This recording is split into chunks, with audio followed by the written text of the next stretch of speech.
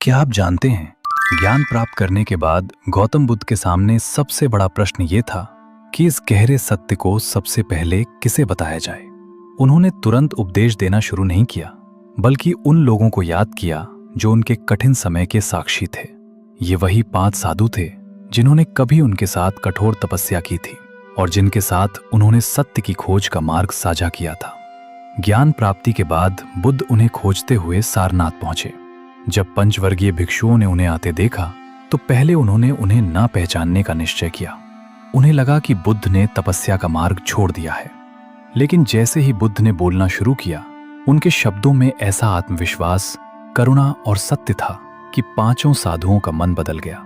सारनाथ में बुद्ध ने अपना पहला उपदेश दिया, जिसे धम्मचक्कपवत्तन सुत्त कहा जाता है। इस उपदेश में उन्होंने स्पष्ट किया कि ना तो अत्यधिक भोग का मार्ग मनुष्य को मुक्त करता है और ना ही अत्यधिक तपस्या।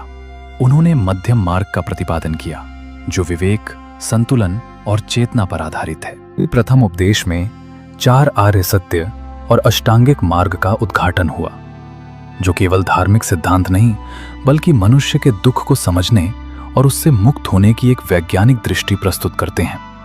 यहीं से धर्म का चक्र प्रवाहित हुआ और बौद्ध धर्म का आरंभ हुआ। ये क्षण इतिहास की एक साधारण घटना नहीं था, बल्कि मानव चेतना के विकास में एक निर्णायक मोड़ था, जहां विचार, करुणा और तर्क ने मिलकर मनुष्य को भीतर से बदलने का मार्ग दिखाया।